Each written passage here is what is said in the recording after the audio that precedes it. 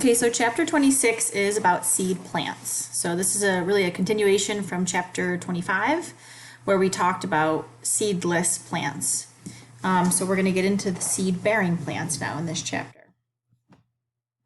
And again, in lab, we're going to be looking at seed-bearing plants next week in lab. That'll be our last lab of this semester. So when we talk about seed-bearing plants, we're talking about two groups of plants. Those are going to include gymnosperms, which are cone-bearing plants, and angiosperms, which are flower and fruit-bearing plants. Both of those categories, both of those groups or clades of plants are going to reproduce by the production of seeds. So when we think about a seed, what a seed is it's an embryo. So it's a developing baby plant. It's an embryo of the sporophyte plant. A seed is also going to contain nutrition for that growing embryo, as well as a protective coat, a seed coat that is there to protect that developing embryo. Okay, all of those structures, so the embryo here is the result of a fertilized egg, the nutritive tissue, which we're going to call the endosperm, as well as the protective seed coat and any fruit or flesh that surrounds that, is all going to come from the female gametophyte tissue, which in the case of seed-bearing plants is really the ovary. Okay, the seed is definitely an adaptation for these land plants. Again, it's going to aid in the dispersal of these organisms. So in our lower plants, we learned that they could disperse themselves through spores, which is okay, but definitely seeds are an adaptive tool that these higher plants, these more evolutionarily evolved plants, it's definitely an adaptation for them. We will also see that with these gymnosperms and angiosperms, these higher land plants, or more adaptive land plants, we also see another evolutionary advantage in the production of pollen. So both of these will produce pollen. And inside pollen is where sperm is. So these groups of plants are able to kind of airmail their sperm or have it picked up by pollinating insects or birds. And so again, a second evolutionary adaptation. So we really see two here. So again, gymnosperms are going to be cone-bearing plants, and angiosperms are flowering plants, and both of them have the advantage of pollen production as well as seed production. Okay. What we find is that a seed, again, it will be either on a cone or inside of a fruit, a flesh. We see that the embryo, it does some of its development inside of the seed. It has a food source, and so it gets farther along in its development before it gets released to survive on its own. So it's definitely an adaptation. When we look again inside of a seed, not only do we find the developing embryo, but we also find a food supply for that developing embryo. And so photosynthesis is a little bit delayed. The plant has a food source there that it can survive on for at least a little bit of time. And then we see again that a seed is going to be protected by this coat. It's a multicellular, thick-walled, and usually pretty hard protective covering protecting that embryo. So again, all of these will be evolutionary advantages. What we do see that is similar to the moss and the fern that we looked at in the last chapter is that these higher plants, these seed-bearing plants, still go through an alternation of generations. So they still have this life cycle. In the case of these seed plants, just like fern, the sporophyte generation is going to be the dominant generation. And the female gametophyte tissue, in this case, is going to be retained inside of the sporophyte generation, and it's going to be completely attached to it and nutritionally dependent upon it. So the female gametophyte tissue never even leaves the sporophyte plant. Okay, it gets retained. So very, very different from what we've seen previously for both moss and fern. Here's something else that we see that is new. All seed plants are what we call hetero, meaning two different, sporous, so heterosporous. So remember back to fern and moss, we said that the sporangium produces spores by meiosis, and that's it, just one kind of spore. Well, in seed plants, this is different. So in seed plants, we still get meiosis inside of the sporophyte plant, but the spores that are produced are going to be two different types. We're going to have megaspores, and these megaspores lead to the production of the female gametophyte tissue. And eventually in that tissue, you'll have the production of the gamete, the egg.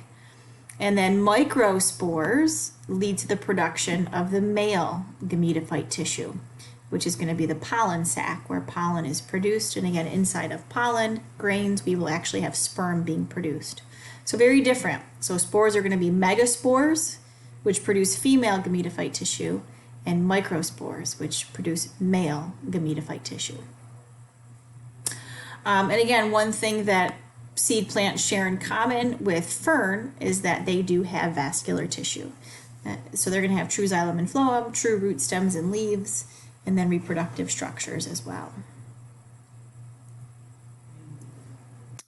Okay. So when we look at seed plants,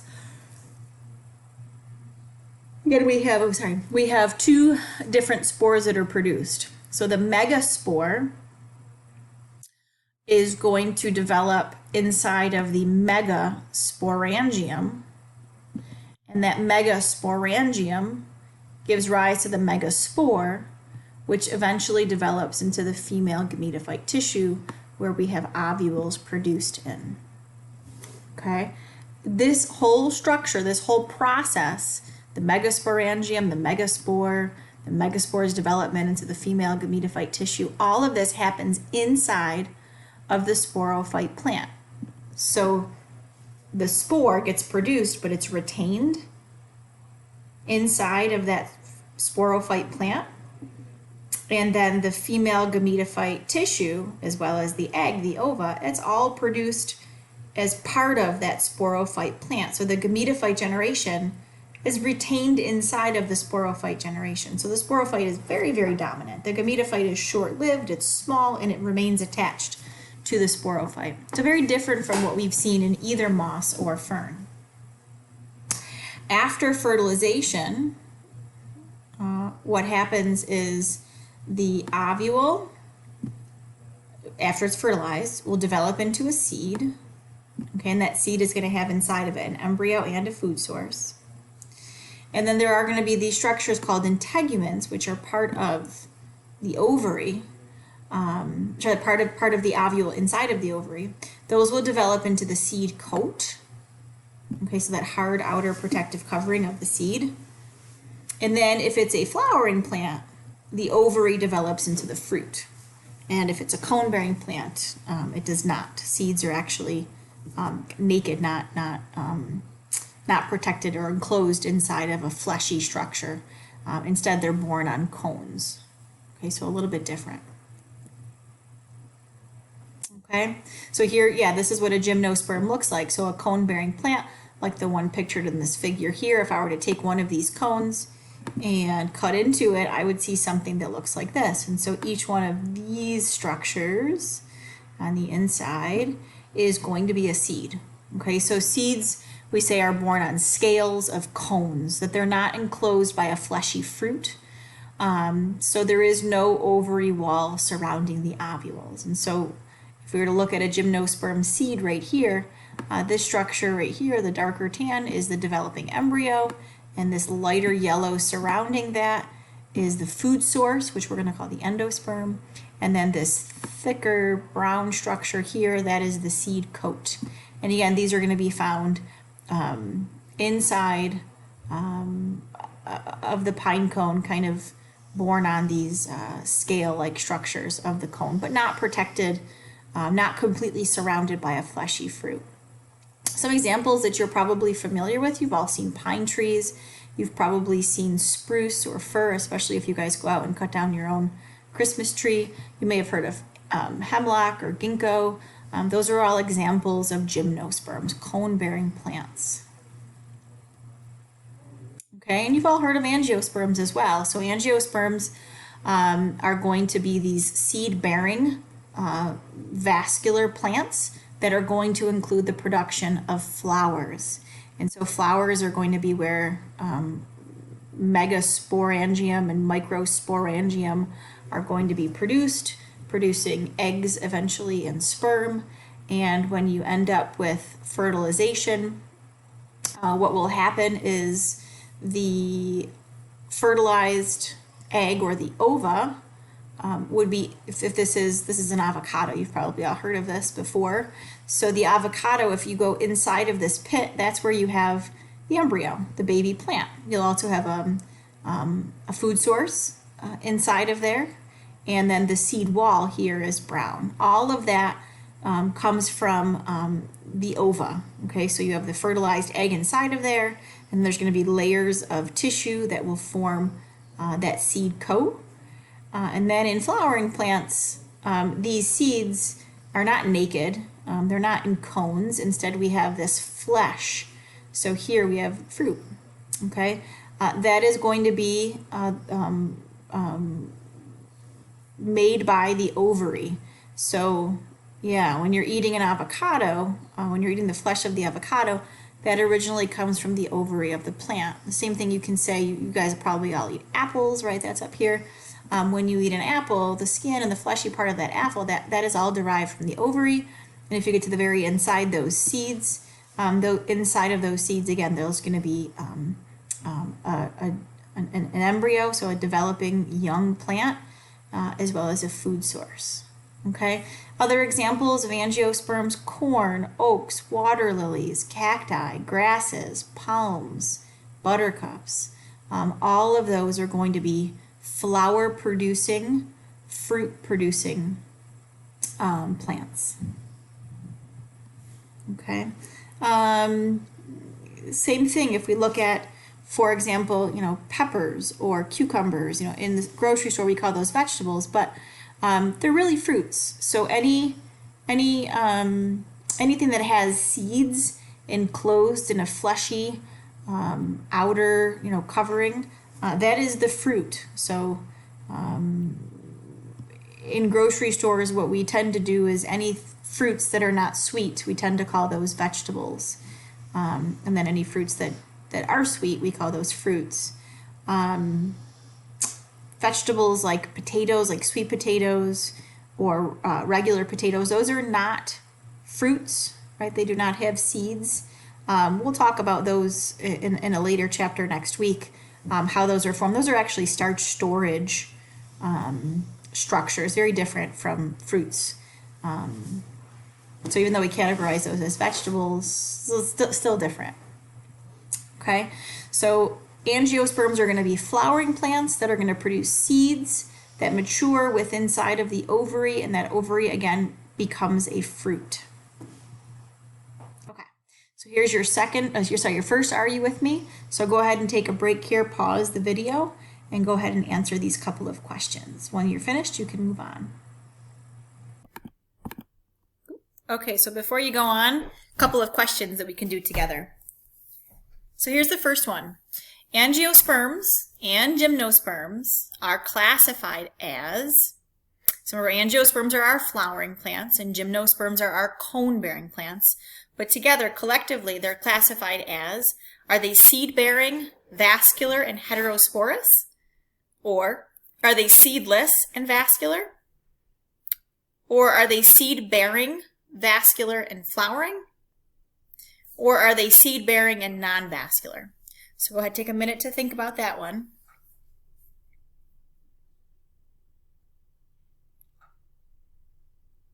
Okay, so hopefully you answered pink or red. I think it's pink. So both angiosperms and gymnosperms will develop seeds after fertilization. Okay, and we learned that, and we will see again what a seed is. A seed is going to be a developing embryo. Okay, it's going to be the first cells of the next generation of the sporophyte plant. Okay, so yes, both gymnosperms and angiosperms are seed bearing. Angiosperms have seeds enclosed in a fruit, right? And that fruit develops from the ovary.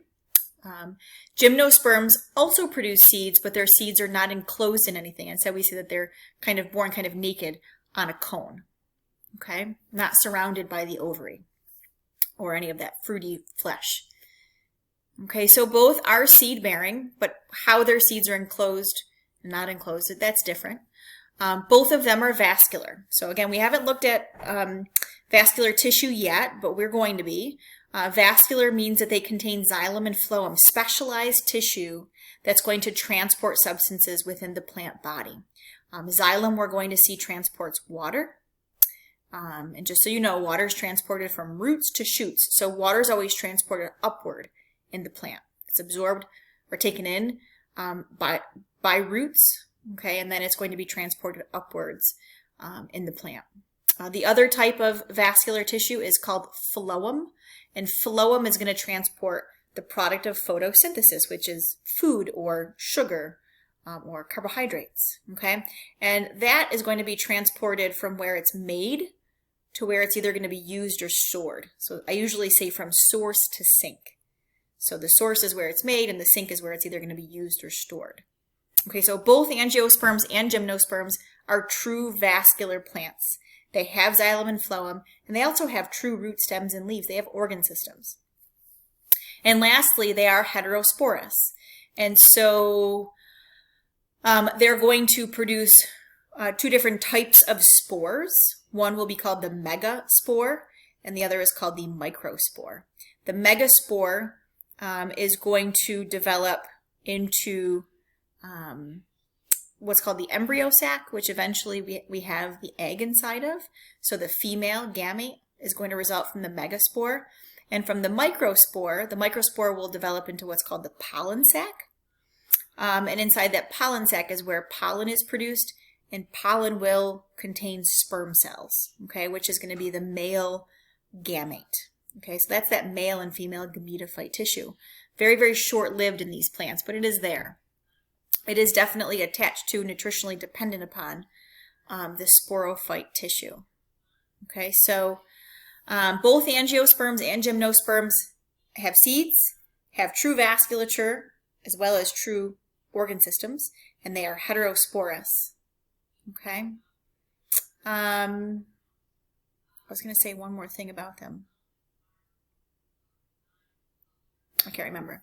Okay, so very different from fern and moss, right? So fern and moss were both, they don't make seeds. Okay, there is no seed in their life cycle. Fern are vascular, moss are not. Those are what we looked at in the last chapter. Oh, there was one more thing. Both angiosperms and gymnosperms also produce pollen.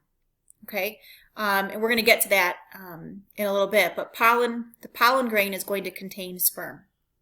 So another evolutionary advantage that angiosperms and gymnosperms have, okay, that we didn't see in moss and fern. Okay, next question. The term heterosporous indicates that, I just talked about that, right? Is it pink? There are two different spores produced, the microspore and the megaspore. Blue. The spores produced by angiosperms and gymnosperms are radically different. Green. There are two different sporophyte generations. Or yellow. Both spores and seeds are produced. So what does that term heterosporous mean?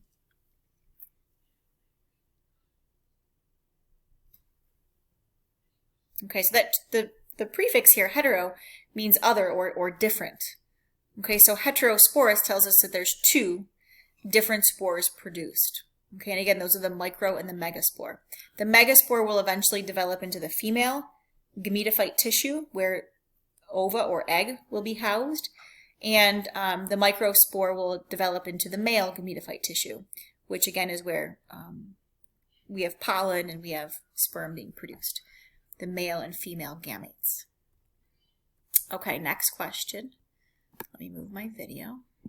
Okay, so angiosperms and gymnosperms differ. So how are they different? In that, pink, angiosperm seeds are enclosed in fruits, whereas gymnosperm seeds are not. Blue, angiosperms produce pollen, whereas gymnosperms do not. Green, Angiosperms are heterosporous, whereas gymnosperms are homosporous, or yellow. Angiosperms are found in aquatic environments, whereas gymnosperms are found on land. So which one of those is correct? Give you a second to think about that.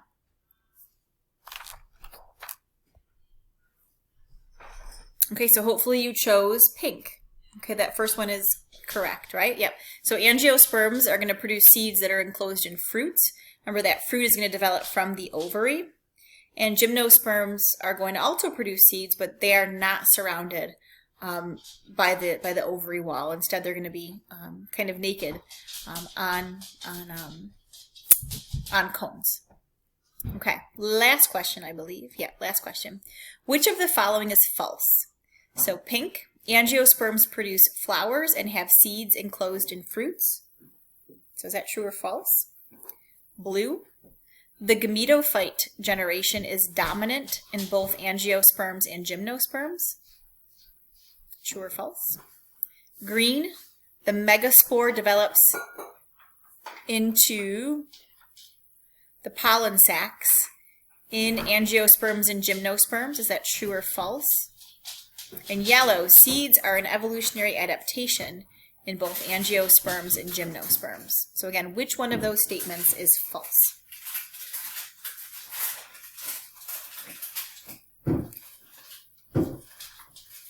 And so hopefully you chose blue. Okay, so blue says the gametophyte generation is dominant in both angiosperms and gymnosperms. That is not true. The sporophyte generation is the dominant generation. Okay, the gametophyte generation is very short-lived, and it's going to be maintained within the sporophyte generation, and it's going to be dependent upon the sporophyte generation. There is no multicellular gametophyte plant, standalone plant. Instead, it is a small, very reduced in size, only a few cells, and it's within the sporophyte plant. So that's the one that's false. The rest of those are true. Okay, so that concludes these questions. So you're going to go on to the next part. There's only one more part here, and then I'll have some more questions at the end. Okay, so let's talk about angiosperms. So again, these flowering plants, which are going to produce seeds enclosed in fruits, they are, today, they dominate the Earth's landscape. And so many of the trees, the vast majority of plants, are going to belong to this category. Okay, they're going to be angiosperms. Again, they're going to reproduce sexually by forming flowers. And so flowers are going to be the reproductive organs of angiosperms. There's two things that we're going to see when we look at the life cycle. The first is called double fertilization. And the second, which we've already talked about, are that seeds form within fruits. Okay, and so we know that a seed is a developing embryo. It will be enclosed in flesh of fruits, okay? And that fruit is going to aid in the dispersal of those seeds, which is right here, right? So the fruit will protect the seed, and again, it's going to aid in the dispersal, so the spreading of those seeds. The second thing up here, double fertilization, we're going to see that on the life cycle. But just to tell you right now, when we look at pollen, a grain of pollen is actually going to have a couple of cells in it. It's going to have 2 sperm cells and a pollen tube cell. Okay? Let's talk about let's talk about all of those. So first off, pollen lands on a female reproductive structure. And the first thing that's going to happen is the pollen tube cell is going to grow. And what it does is it creates a tube, a passageway for the sperm to swim to the egg. Okay, so that's what the pollen tube cell does. What do the 2 sperm cells do? Well, one of them fertilizes the egg to become the embryo. The other sperm cell fertilizes a different cell, and that generates the endosperm, which is going to be the food source for the developing embryo. So we actually have 2 fertilizations happening. One produces the zygote, which develops into the embryo, and the other one produces the food source, which we call the endosperm. Okay, so that's what's meant by double fertilization.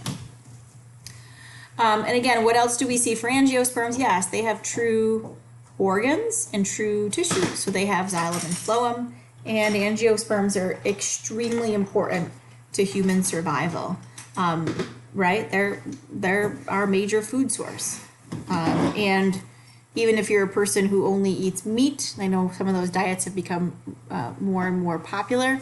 The meat that you're eating, whatever that is, that animal ate angiosperms. That animal ate fruits or grasses or things like that. And so we need angiosperms in order to survive. Okay, let me move this down a little bit. Okay, so last week in lab, when you were looking at plant tissues, you were looking at angiosperms for the most part. And so when we look at angiosperms, the phylum, the actual scientific name of the phylum for angiosperms is Anthophyta. Okay, those are the angiosperms. They could be divided into smaller classes based on two very distinct larger classes. Okay, and so you saw these terms last week in lab. We have the monocots, or the class Monocotyledons, and the second group of angiosperms are the dicots. We can also call those the class Eucotyledons. 97% of the angiosperms on our planet fall into one of those two classes. They're either monocots or dicots. Okay, so as you looked through all of those slides last week in lab, you hopefully noticed that there was a difference in the structural arrangement of tissues between monocots and dicots, and we're going to revisit that next week in lecture. Okay, for now, what I want to show you are these two flowers here. And so notice, let's start at, we're going to dissect a flower next week in lab, but I'll just give you some idea. These outer leaves that you can see on this flower, but not on this one so good, you'll notice that there's three of them. Those are called sepals. And then if we go inside to this next layer, this next layer, it keeps happening.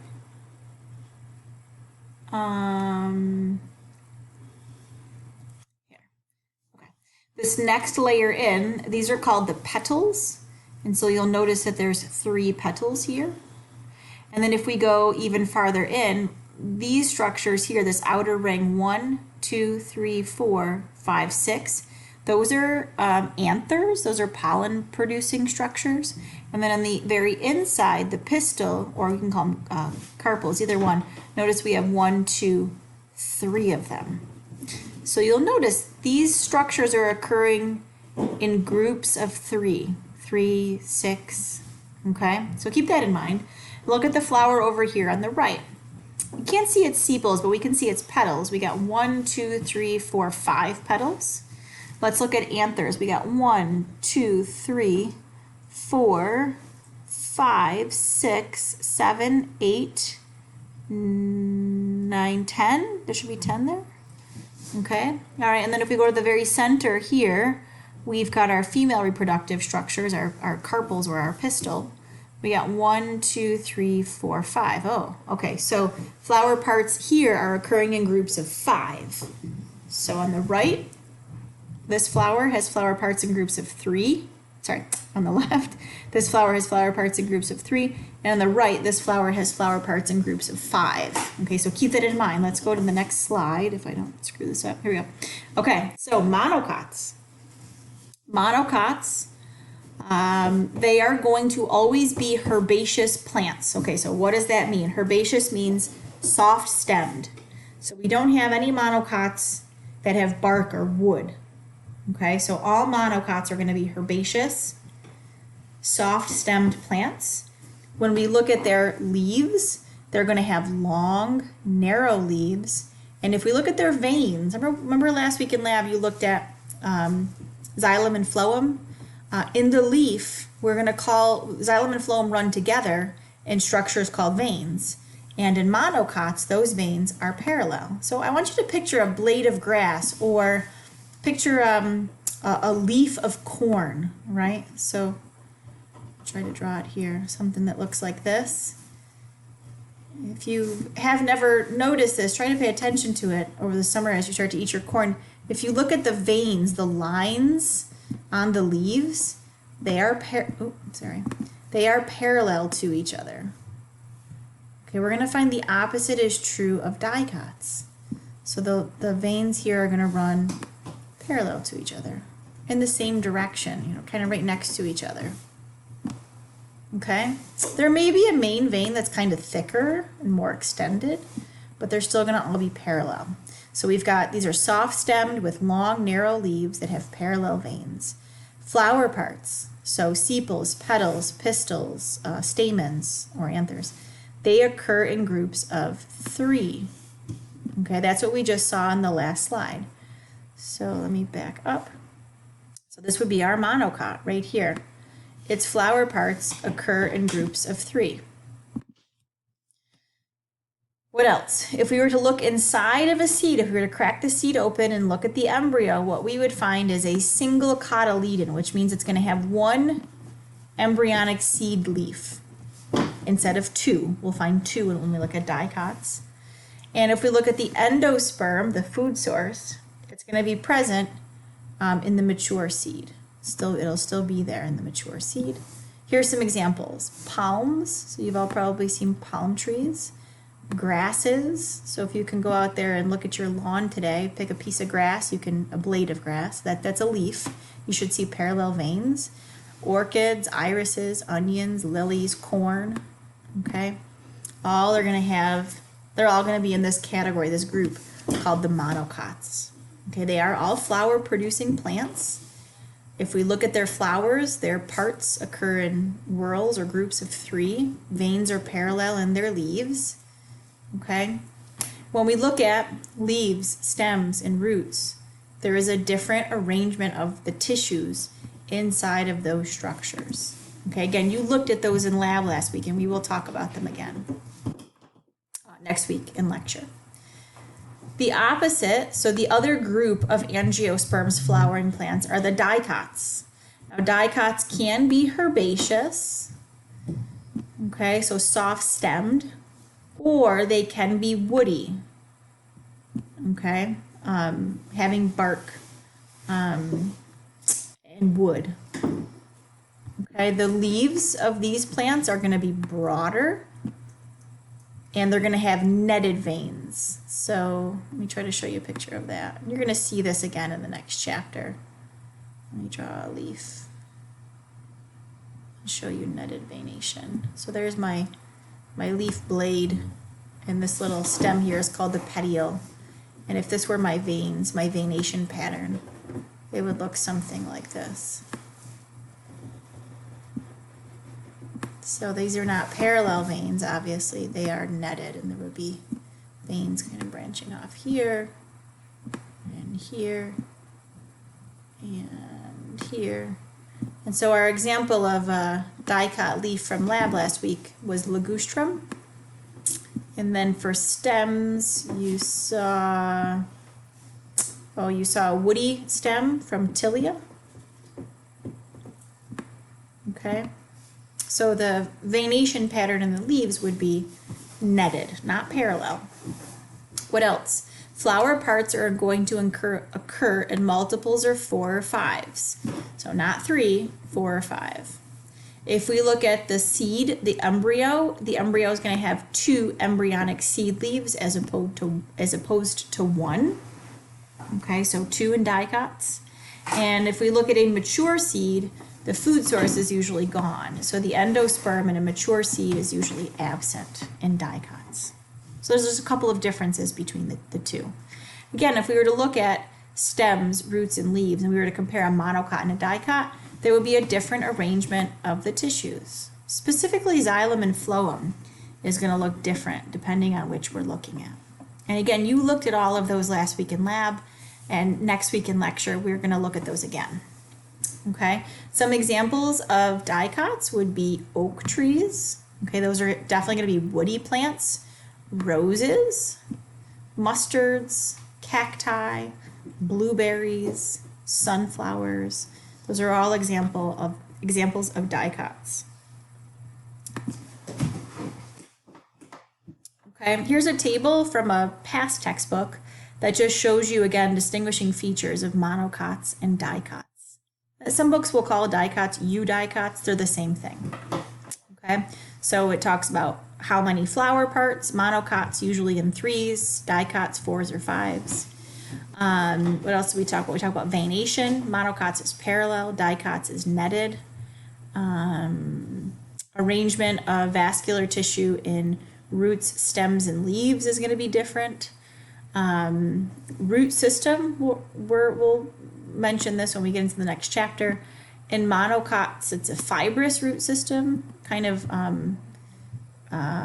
more branched, where in a dicot, it's a taproot system, one main root. Taproot systems tend to go further down into the soil, where fibrous root systems tend to go less far. Seeds, again, in a monocot, you're going to have one embryonic seed leaf. In dicots, you will have 2 embryonic seed leaves.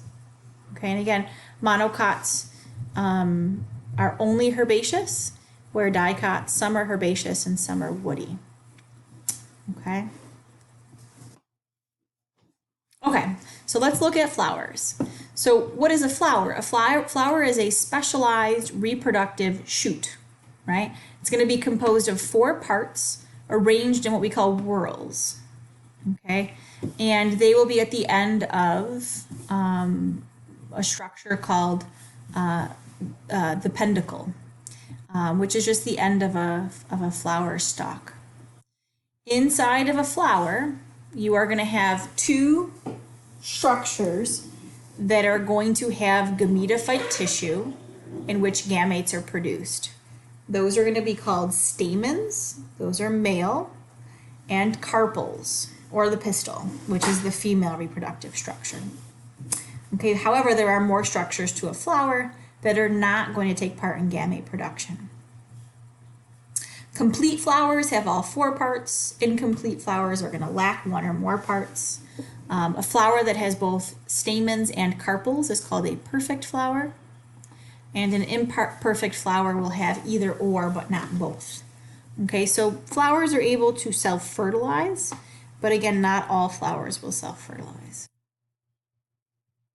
Okay, so what do we have? The outermost layer of leaf-like structures, the outermost whorl, is going to be called the sepals. Those are usually green. Sepals will cover and protect a flower bud. Okay, so all those flower parts, they get enclosed in a bud that is going to have these leaf-like structures, these sepals, surrounding it. Okay, each one is called a sepal. Collectively, all of the sepals make up a whorl called the calyx. Okay, now next week in lab, we're going to dissect a leaf together, a flower together, and I'll point out all of those structures as we go through that dissection. Just inside of the sepal, so the next layer in, are going to be the petals. Okay, and so each of those is called a petal, but the entire whorl, so all of the petals collectively, is called the corolla. The job of a petal, most petals are brightly colored. Their job is to attract whatever pollinator helps that flower to disseminate pollen. It helps to attract that animal pollinator, whether it's a bird or a bat or an insect. That's the job of the petal, is to attract those pollinators to the flower. So again, they're usually brightly colored.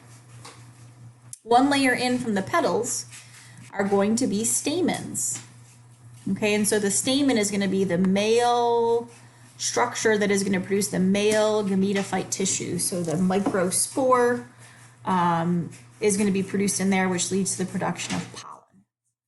Okay, stamens are composed of 2 structures.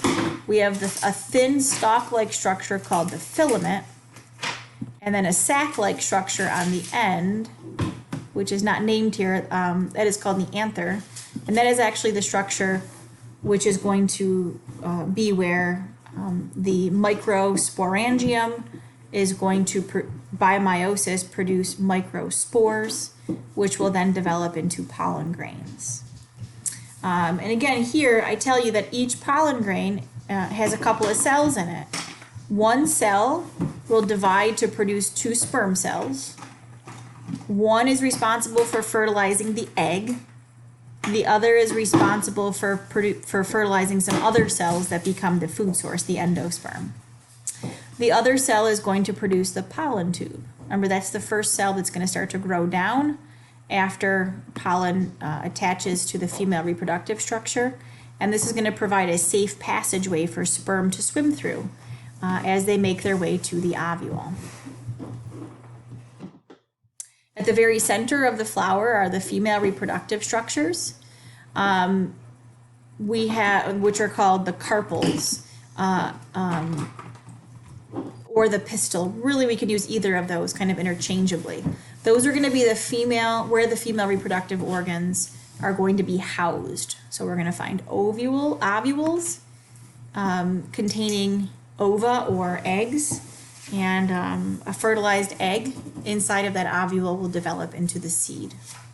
Okay? And again, we're going to look at all these structures in lab next week. If you have a female flower that has one or more carpels, then the whole collection of those, again, is called the pistil. And sometimes those carpels are fused into one pistil. So again, we oftentimes use carpel and pistil kind of interchangeably.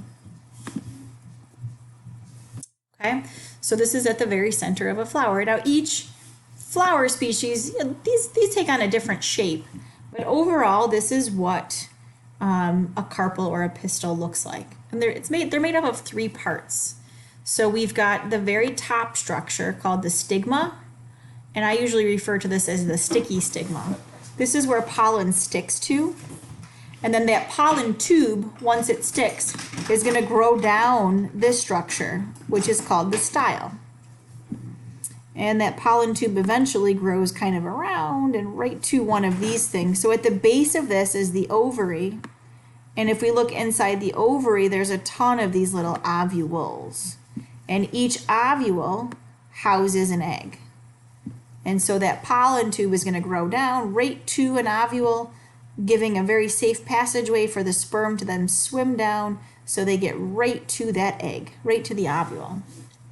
Okay, so there's 3 parts to a pistil or a carpel. You've got the sticky stigma, the style, and the ovary.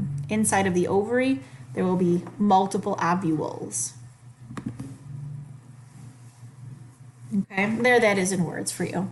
So again, you've got a stigma, a style, and an ovary. Okay, a little bit more on the ovary. Again, there's one or more, usually many ovules inside of there. The ovule is going to be the structure that is going to hold the female gametophyte tissue, which is called the megaspore.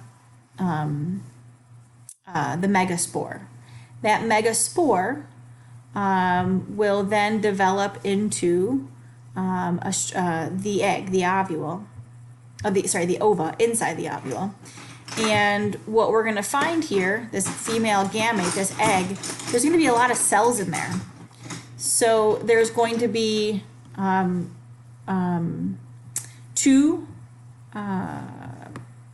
cells, which are going to be called the polar nuclei, and then there's some other haploid cells in there.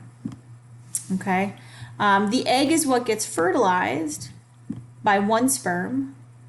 The polar nuclei is the cell that gets fertilized by the other sperm.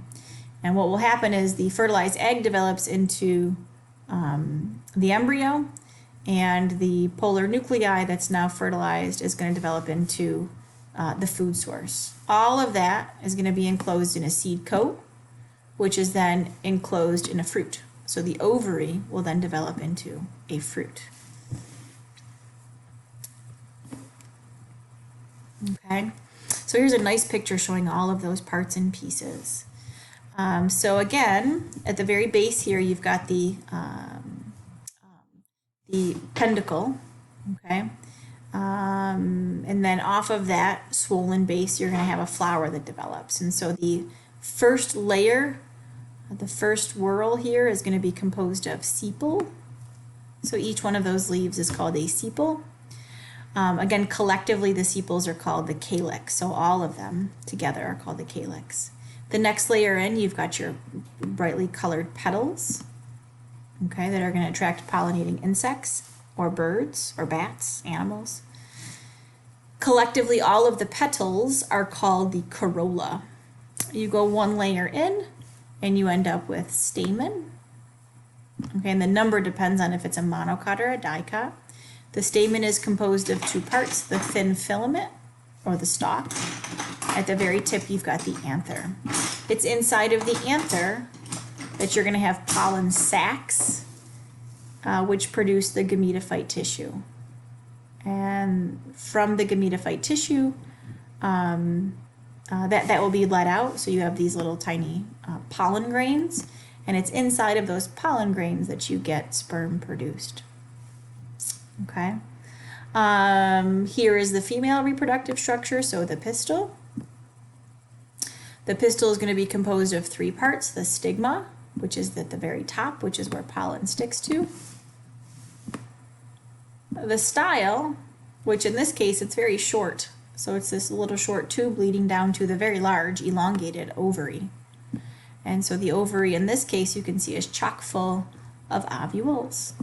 Each ovule is going to have a multicellular embryo sac, including an egg and other cells. Okay, so again, we're going to dissect a flower next week in lab. So these figures will be a nice guide for you. Okay, so here's some real flowers. And again, what I'm going to do for you for next week is I'm going to, hopefully, if it doesn't snow, I'm going to go out and get a flower and dissect it for you. If it does snow, I do have some video backups that we can show you as well. Okay. So what you can see is that flowers come in many different shapes and sizes and colors, and so do their reproductive organs. However, it's important to note that all flowering plants, all angiosperms, share a common ancestor. Okay, so they're all flowering plants on the planet are all related to each other by this common ancestor. Okay, so I want to make sure I put double fertilization in words for you. I know I've talked about it a little bit earlier in the lecture, but I want to just make sure that you have the words to go along with that. So double fertilization. Inside of a pollen grain, you've got a couple of sperm cells. You've got two, okay? One of those sperm cells is going to be used to fertilize the egg, forming the zygote, which then grows into the embryo enclosed inside of the seed. That's easy. The second sperm cell is going to fertilize a cell that has two haploid nuclei. It's kind of a weird cell. Okay. This then forms a triploid cell. Plants are weird. Okay, so we've got a cell that has 3 copies of each chromosome. It's triploid, which is very odd. Okay, that cell is then going to develop into what we call the endosperm. What is that? The endosperm is the food. So this is the food source for the developing embryo. It's rich in lipids, proteins, carbohydrates, all of those really important nutrients for that developing embryo that again is starting its growth while it's enclosed inside this seed. Okay, so every seed is going to contain an embryo and an endosperm, that's the food source, surrounded by a protective, nice and thick seed coat. All right, so here is the life cycle for angiosperms. So let's start here with the flower. Okay, so we have our diploid sporophyte generation is on this side. Everything below that halfway point, so everything here in the yellow, is going to be diploid and it's going to be part of the sporophyte generation. Okay, so we have a plant which is growing into a mature sporophyte, and on that mature sporophyte we have our flower. We talked about the parts of the flower. The main parts that we need to be concerned with that are actually going to have reproductive structures are going to be the anther of the stamen and the ovule of the pistil. Okay, those are our two like main parts that are going to produce gametes.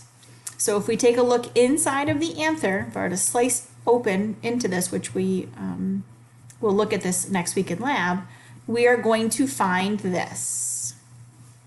Okay, kind of looks like a butterfly. And so what we have here are 4 pollen sacs inside of this anther. It's what's inside of those pollen sacs that's really important. So the pollen sac is the microsporocyte, and the whole anther, the circular structure is called the microsporangia, the pollen sac, and the actual pollen in here is going to be the microsporocyte. If I pull out one of these, this is kind of a pre-pollen grain. Okay, there's a whole bunch of these in each of these pollen sacs. One of them is going to be the microsporocyte, okay, which is going to divide by meiosis to give rise to microspores.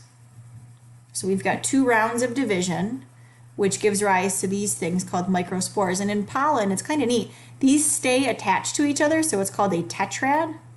And then eventually they separate from each other, and each one becomes its own microspore. Each of these microspores will develop into a mature pollen grain. And inside of this pollen grain, there's actually 3 cells. There's 2 sperm cells and 1 pollen tube cell.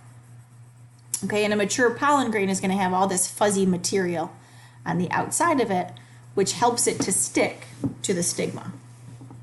Okay, so there's pollen development. We will look at this next week in lab as well. So let me say that one more time. So inside of the male reproductive structure, the stamen, at the very top you have this anther. Inside of here you have these pollen sacs, which are called microsporangia, right? So it's just a sporangia, but it's going to be responsible for producing the microspore, so we call it a microsporangia. And inside of here, all these little dots, these are all microsporocytes, which look like this. Okay, and all this is happening inside of the pollen sac, so we're still inside the anther.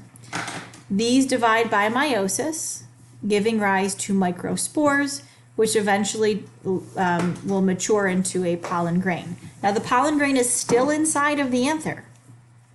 Okay, when the wind blows or a bee's inside of a flower gathering nectar, it's going to pick up some of this pollen from the anther. It's going to end up on its, on its back, on its legs, on its mouth parts. And then when that bee goes to the next flower, it's going to deposit some of that pollen from the previous flower. Okay, so the pollen is going to be inside of the anther until something picks it up. Wind can also pick it up. So when the wind blows, some of the pollen in here can also be released. As the anther matures, the protective outer covering will start to kind of break down, giving way for this pollen to be released. Okay, so even though we're showing this on this side of the life cycle, yes, these are being produced, but they're still retained in the anther until something picks it up or until it gets released. So the whole process of meiosis is still taking place inside of the sporophyte generation. Okay, the pollen grain is the gametophyte generation. Okay, this does get released from the parent plant, from the sporophyte. Now with the female reproductive structures, it's a little bit different. So here is my pistil, and at the very base I have my ovary, and inside of the ovary I have the megasporangium, which is the ovule. And inside of there I have a megasporocyte, which is going to divide by meiosis to produce a couple of cells in here. One of them develops into the megaspore. Okay, the rest of them actually get absorbed. That megaspore will then divide, kind of have to go over here to see this, will then divide into a couple of cells. So first off, we have an egg, which is right here. We then have these two cells around it, which are responsible, we think, for guiding the pollen tube into this structure, into the embryo sac, we call it. Here's that term here. The embryo sac. Ooh, that's the female gametophyte tissue. So we have our egg. We have these two little cells here, they're called synergids. It's not on this slide. Don't worry about the name. They're responsible for guiding the pollen tube cell in. Back here is our polar nuclei. Remember, that's going to get fertilized to become the endosperm. And then these cells back here, we're not sure what those do. The science is still kind of out on that. Okay, but they're there in any event. So the embryo sac is a multicellular structure. It's the result of the division of the megaspore. The two most important cells, again, are the egg, which gets fertilized to become the zygote, and the polar nucleus, which will get fertilized to become the food source. Okay, so let's look at this. So the pollen grain, which again gets produced inside the anther, it's going to land on the stigma, the top part of the pistil. The pollen tube cell then starts to grow down, and it's going to continue to grow down until it reaches an ovule, okay, which houses the egg. And then the two sperm cells that are in here are going to swim down, and those are shown here. We've got two sperm cells. One fertilizes the egg to become the zygote. So there's the zygote from the fertilized egg. The second sperm cell swims up to the polar nuclei, fertilizes that to become the endosperm. So that's that double fertilization. Okay? Notice how the egg, right, the female gamete and the gametophyte tissue, it never left the flower. So when we say that the female gametophyte tissue is enclosed inside the flower, that's what we mean. It never leaves. So the female gametophyte generation is totally dependent. It stays inside of the sporophyte tissue. So after that double fertilization event, the zygote develops into the embryo. The endosperm is the food source for that embryo. The flesh of the ovule, these are called the integuments. Again, that name's not on here, but it's called the integuments. Those will develop into the seed coat, and collectively these parts make up the seed. Now, the rest of the ovary will then develop into the fruit. Okay, so the seed will be enclosed in the fruit. The fruit is going to either fall off of the plant or be eaten by some animal. The seeds will live through the digestive tract of the animal. And wherever those seeds end up, right, after they come out of that animal or after the fruit decays, the seed will then germinate and you will end up with a seedling. And that seedling, as it matures, will produce flowers and the cycle continues. Okay, again, we're going to see more of this life cycle in lab next week. All right, so we're just about done. I just want to kind of wrap up by saying that when we look at fruits, right, like the fruit pictured here in this figure, animals, like humans, we're going to eat the fruit. Now, humans usually will not eat the very center, right, the seeds where the core is, but other animals, they really don't discriminate against that. So they'll eat the entire fruit, seed and all. So what we have here is, again, the seeds are going to be the developing embryo, right? So inside of there, we'll have a diploid zygote that develops by mitosis into an embryo, and there'll be a food source inside each of these seeds, and that will be covered by a seed coat. That's the ovule, right? The ovule developed into that seed. All the flesh that you see here is the ovary, right, of that flower that now develops into that fleshy fruit. And so when animals will eat fruits, they will eat the whole thing usually. Again, maybe not humans, but other animals will.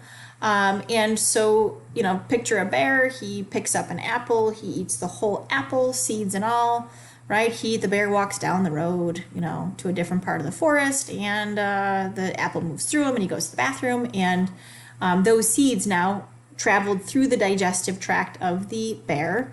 The fleshy apple part of it, the apple, the fleshy part, is digested, and those nutrients are used by the bear's cells. But the seeds, they do not get digested. Instead, they just pass through, and so they come out in the bear's fecal material, which is wonderful fertilizer for those seeds, right? So wherever those seeds land in that fecal matter, they will now have the opportunity to grow. And so when we talk about fruits helping to disseminate or disperse seeds, that's what we mean, right? So what also could happen is the fruit could just kind of fall off of the plant and land on the ground right next to it. If the fruit does not get picked up by some organism that's going to eat it, then the fruit will get, it will decay, you might say rot, which just means it's being broken down by the bacteria and the fungi that are present. The seeds, though, however, usually are not broken down. So the seeds will then end up in the soil. And again, great fertilizer there in the soil, and the seed will then start to germinate. Okay, so the job of the fruit, which again, was the ovary. The fruit is going to protect the seed and also help the seed to become dispersed. Okay, so again, flowering plants really are at an advantage. They have pollen, which enables the flowering plant to airmail or have their sperm, delivered by some type of a pollinator. So there's no longer this reliance on water for fertilization. And secondly, again, those fruits are going to aid in the dispersal of those seeds. So definitely two huge evolutionary advantages. Pollen grain and the seed. Okay, so here. Okay, so this is the last Are You With Me? So again, you're going to answer these questions. You're going to make sure that you sketch where asked to sketch, right? Don't just import a picture from the internet. Make sure you're sketching and labeling. And then when you're finished with this, I do have a couple questions for you, but you're also going to take this and you're going to, of course, upload it to Blackboard so that I can grade it. So before you jump off, let's do a couple more questions together. Okay, so the first question here, besides the seed, what are structures, that should say, what are a structure found in angiosperms that is considered to be an evolutionary advantage? Oh, the wording there is not that good. Is it flower, spore, pollen, or parallel veins? So which one is considered to be an evolutionary advantage?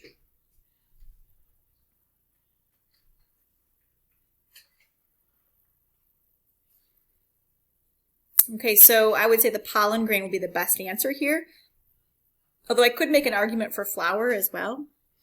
Flowers, have petals that attract pollinators. Definitely aids in the dispersal of the species. So I could make an argument for flowers, but the answer that I was looking for was pollen. So the evolution of the pollen grain along with the seed were major evolutionary advances. With the pollen grain, plants could literally airmail their male gametes. They can be picked up by wind, water, insect pollinators, birds, a variety of different organisms, bats, and that pollen can be carried from one flower to the next. And so that definitely aids in the dispersal of the species, really just as much as seeds. Okay, next question. Which of the following structures aids in species dispersal? Okay, flowers, fruits, leaves, roots. Let you think about that for a minute. So you could make an argument for flowers again, right? Because flowers are where pollen is going to be produced. But the answer that I was looking for here was fruits. So we just kind of went over that. We talked about bears, right? Bears, when they go to eat an apple, they're not going to eat around the seeds. They eat the whole thing. And then they walk maybe a mile from where they ate the apple, and that's where they, go to the bathroom. and those seeds end up in a nice, fresh pile of, nutrient-rich fecal matter. So again, that's going to really help in dispersal of the species. Okay. I think these are the last two. So in which floral structure would you find pollen being produced? So where is pollen produced in the plant, in the flower? Is it produced in the anther, the stigma, the ovary, or the filament? Okay, and hopefully you just drew your floral diagram, so these are fresh in your mind. And so hopefully you answered the anther, right? The anther is going to be the top part, and then you have the filament, which is the stalk. Collectively, those are called the stamen, but it's inside of the anther where pollen sacs are going to be contained, and that is where pollen will be produced. Okay. Last question. Which of the following structures attracts pollinators? Sepals, pistil, stamen, or petals? Which one is responsible for attracting pollinators?